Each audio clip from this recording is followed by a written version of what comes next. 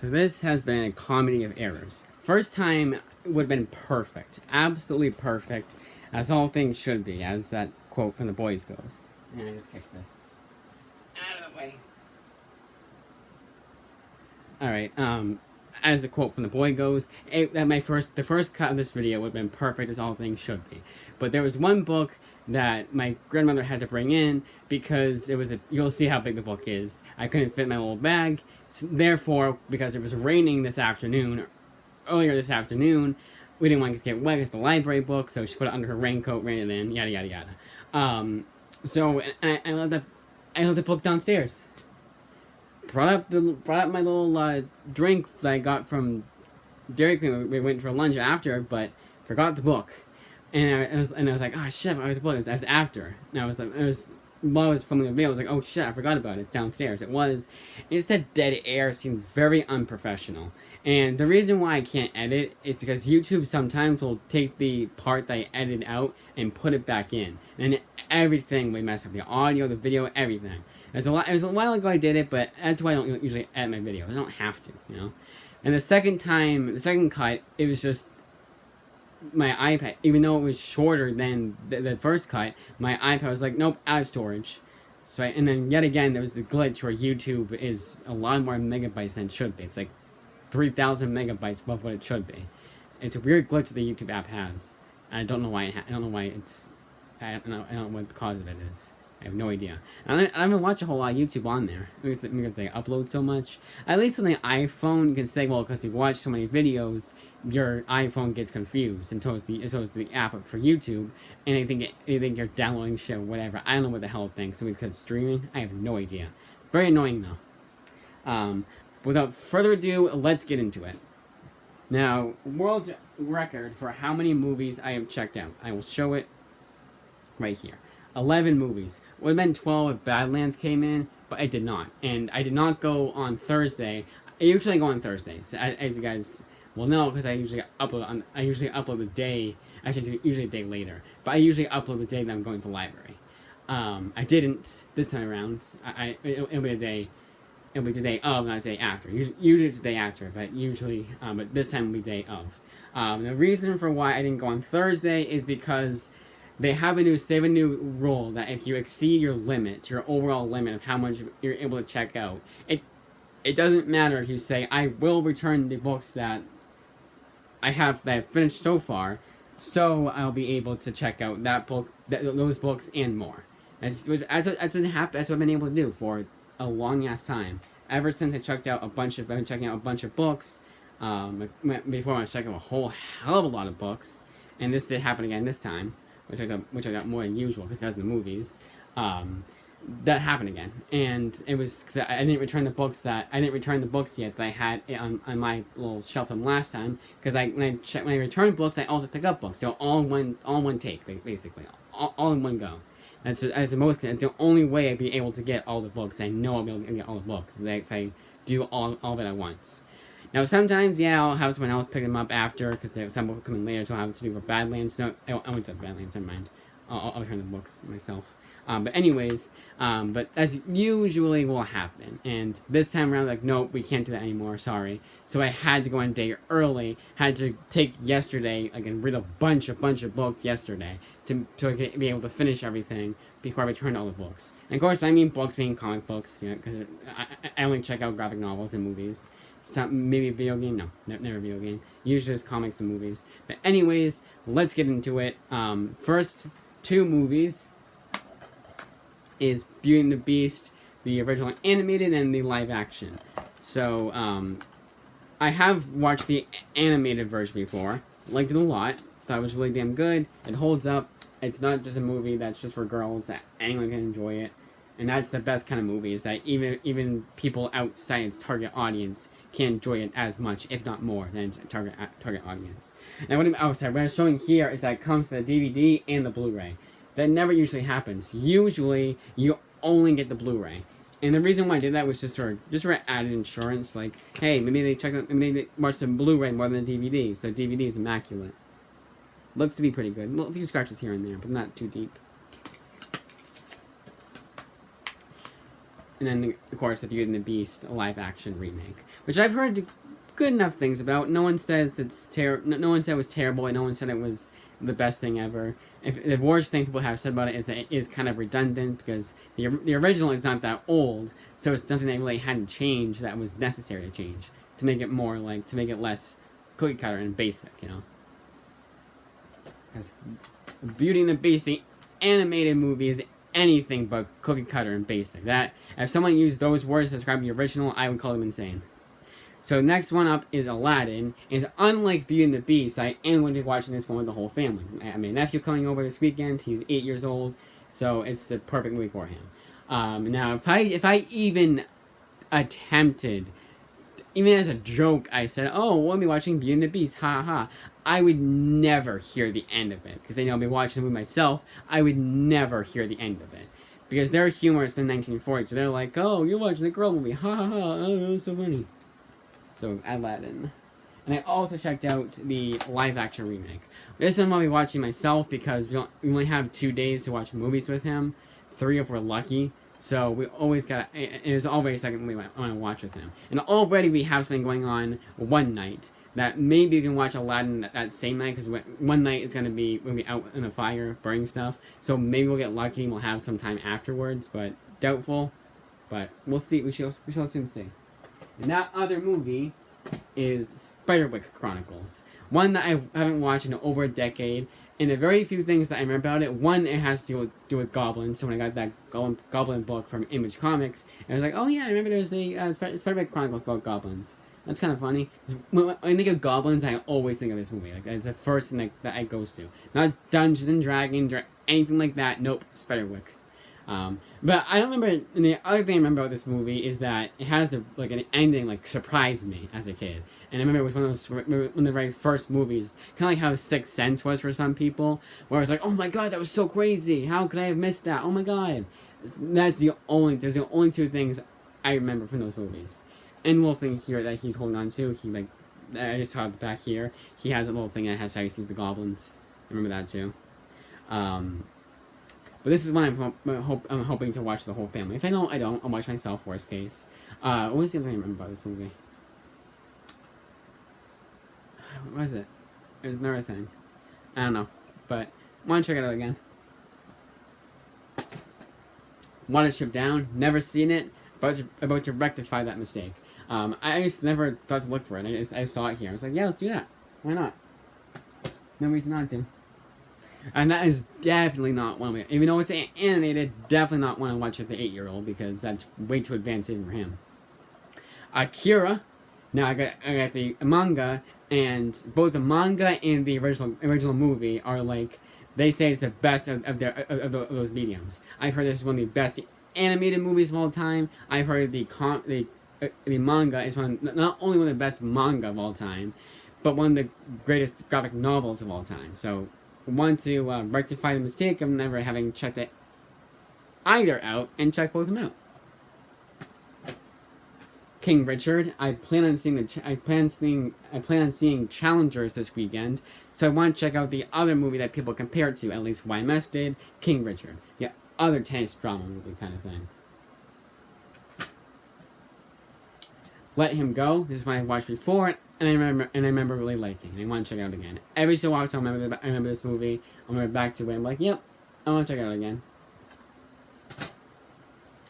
Eagle-eyed viewers will know that when I checked out Sid and Nancy, I also checked out Badlands. I did end up watching Badlands, but I never checked out Sid and Nancy. It kind of fell out of there was.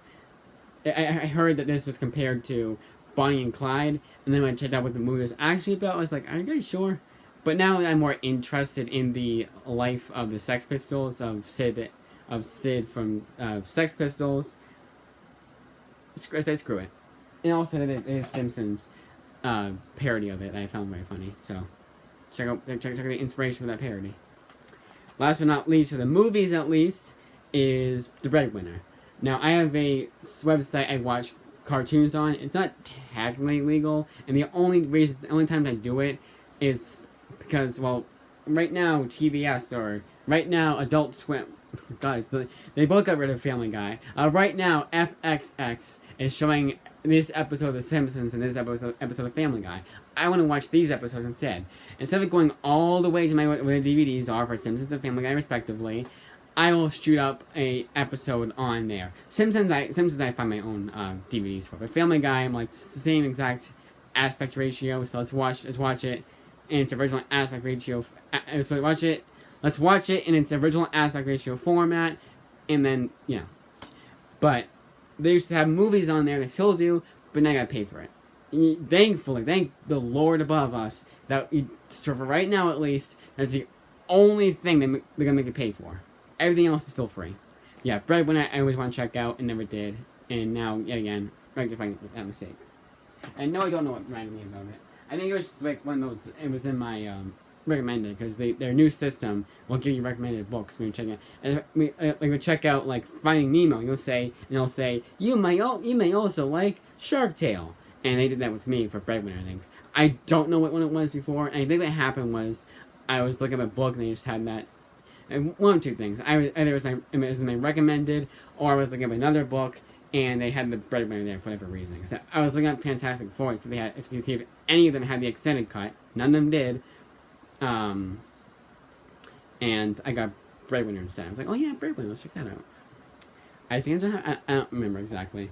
The next 6 are original graphic novels. If you're new to my channel, original graphic novel means it's all in one sitting, and it's not like, oh, it's one collects issues 1 through 4. No, it's just all one. First one up is the New York 4, and it reminds me a lot of another Brian Wood book. This is by Brian Wood. Another Brian Wood book, The Couriers. Now this one, the reason why that is because The Couriers and the New York 4 have very similar like book design. The design for both the covers are very similar. So much so that there is no way of me knowing for a fact that this is not connected to The Couriers. It shouldn't be because they're different publishers. Couriers was originally published through 8th Planet Lar, and this is through Minx. I imagine it was still originally the same publisher. Originally Minx. But now Couriers is Image, and now this is Dark Horse. So I want to say that they're not related in any way, shape, or form. But the design of the book says otherwise. This next one is not Hellblazer Scab. I don't know how the library made the lending library. I don't know how the lending library made the mistake of thinking this was Hellblazer. Even when I put the barcode said Hellblazer, it's still like check the title. But I'm willing to give them the benefit of the doubt in that they're rushed. They're rushed like, okay, but this, that's good. It's not just me. It's checking out books. A lot of other people are doing the same. So maybe it's got mixed in a bunch. 1,000 different things could have happened. But this is not Hellblazer Scab. This is Ian Rankin's Dark Entries. Hey, it was a graphic novel. I decided to hell with it. Let's check this out. Janet Ivankovich did at least I think her husband does the graphic novel adaptation. But there's a graphic novel adaptation of Janet Ivankovich's Troublemaker, or whatever the original book was called. This is volume 1. I found it to be kind of funny. My mom is a huge fan of Janet Ivankovich, and I got in her a Janet Ivankovich book for Mother's Day. No, it wasn't this. Like, I wish it was the original novel version of it, because that'd be kind of funny. But it is a graphic novel. But I saw it at my local library. I was like, screw it, let's pick it up. For the funny. And no, she's not reading comic books. She reads regular books. Next one up is WYSIWYG by Ed Piskor. I've been told to check this one out because I wanted to read at least one Ed Piskor book in commemoration of his unfortunate passing. So I wanted to check out at least one book from him, and I didn't pick the best book to do. For the first book I picked was not the best pick. This one I hear is a lot more up my alley. The reason why I said it wasn't my pick, the first book, was because the first book had a lot of text. This doesn't. This is, at the very least, your average size, your average text length. I guess for comics, it's usually this amount. Not too much, not too little. Average amount of text per page. Hip Hop Family Tree. I think even Silver Age comics did not have that much text. That was a lot of text. It was just a lot of just narration. Very boring, in my opinion. But this one I've heard is way more up my alley. So this is WYSIWYG, Portrait of a Serial Hacker. Ed Piskor. This is one I own. I want to throw this one into the mix because I always want to check this one out, but never got around to it. And I checked out the sequel by I wouldn't say sequel, but it's technically Joker is technically the prequel to Batman Damned. This is and by the same creative team too. Brian Azzarello and Lee Bermejo also brought you Batman Damned, and they also bring you Joker. They first brought you Joker. Always want to check this book out. I never got around to it. Rectifying that mistake this time around. Then last but not least for the OGNs is Mine, a celebration of liberty and freedom for all, benefiting Planned Parenthood. Why did I forget how that in the file I should have? Like it's count here. 1, 2, 1, 2, 3, 4, 5, 6. No. Oh no, I do. Technically do. Alright, anyways. So this one, the main two names here are Mara Wilson and Marion Churchland. I was very surprised to see Mara Wilson there. I believe it's the same Mara Wilson that's the voice of Matilda, that plays Matilda in Matilda. It's kind of funny. And also that woman, and also the little girl in Miracle on and also the little girl on Miracle on 34th Street. So I'm just going to take a few minutes and I'm just going to show you all the credits. I'm not going to go over them all because that was a lot of names. It's a lot of names. You got Mark Waid, you got Brian Azzarello, you got you got Magnum Visaggio, you got Vita Ayala, you got Gary Riera, which is like great. You got Cecil Castellucci. A lot of big names. Yeah, I'm just gonna leave it here.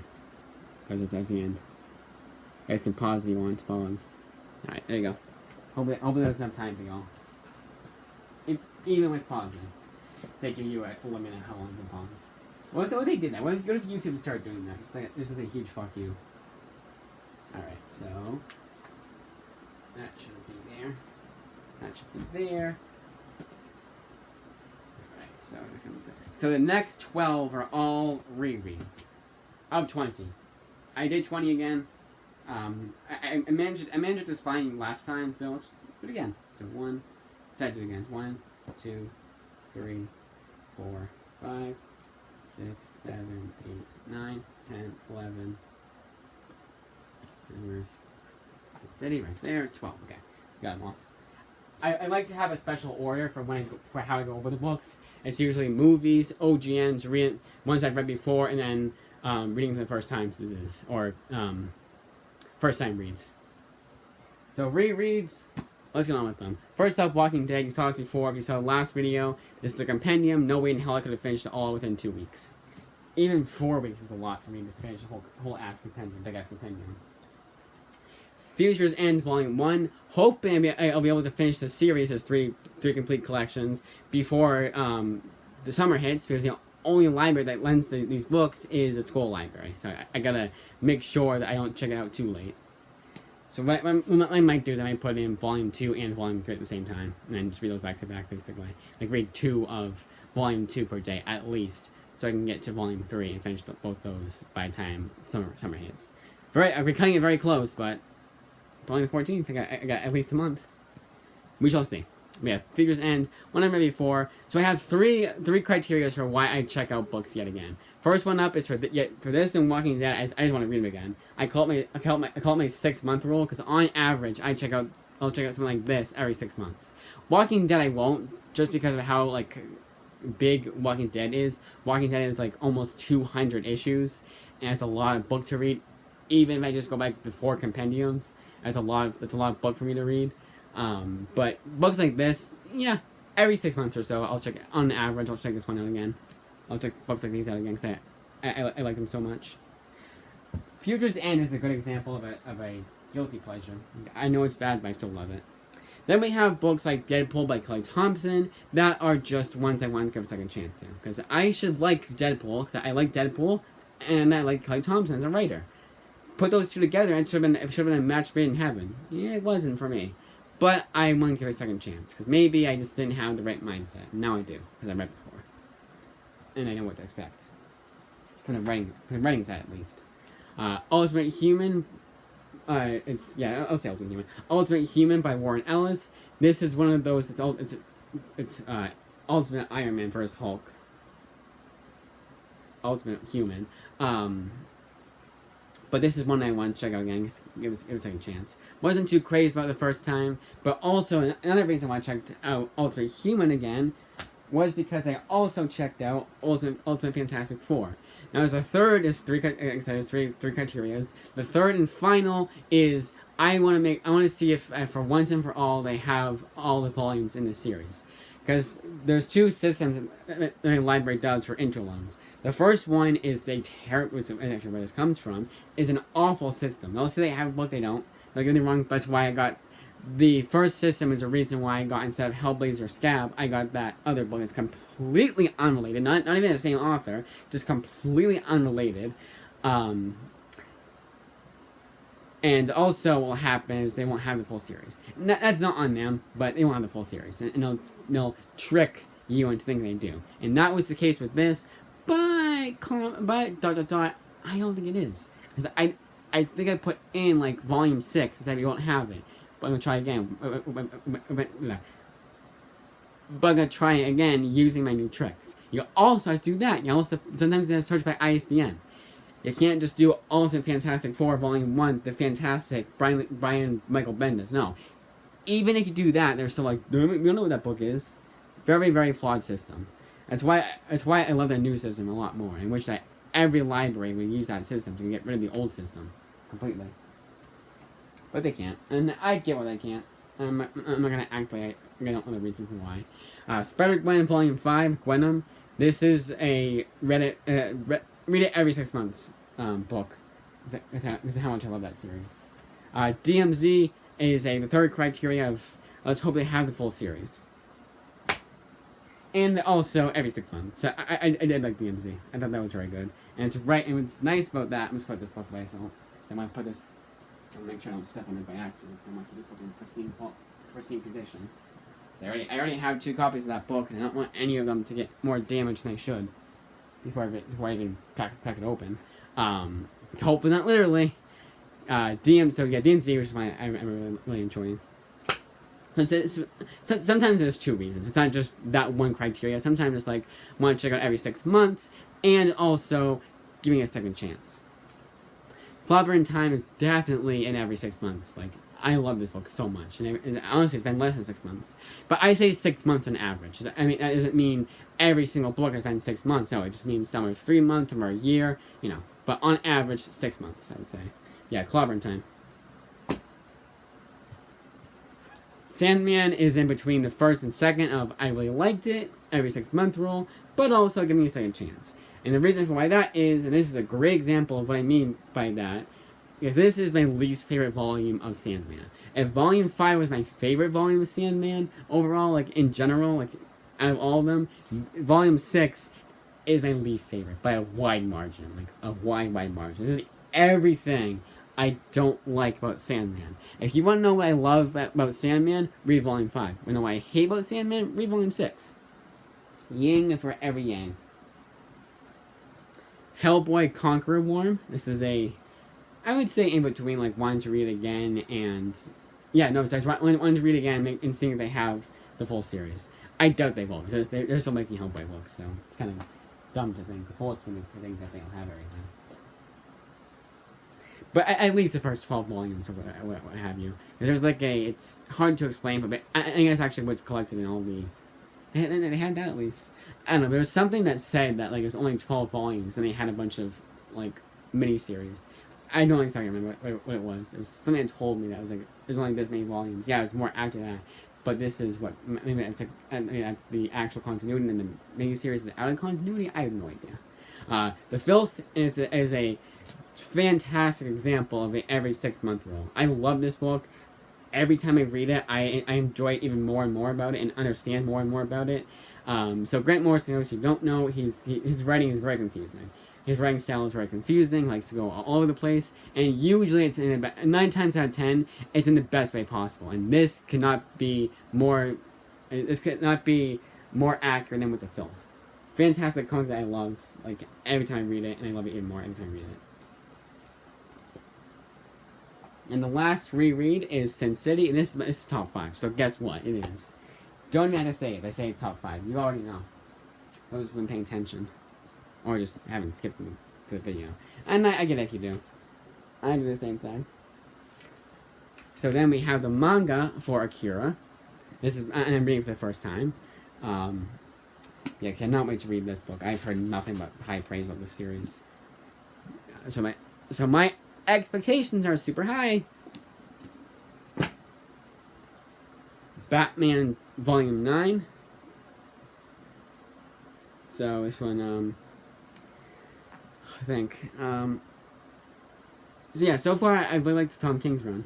It started out as a reread, but now we're back into ones I haven't read before for Tom King's run. So far so good for this run. Spider-Man Election Day. This is one I wanted to read like for the longest time. Never knew what issue it was. Honestly, I never really looked into it. I just thought one day maybe I'd find the single issue, but never did. So now I'm gonna rectify that mistake and finally read it.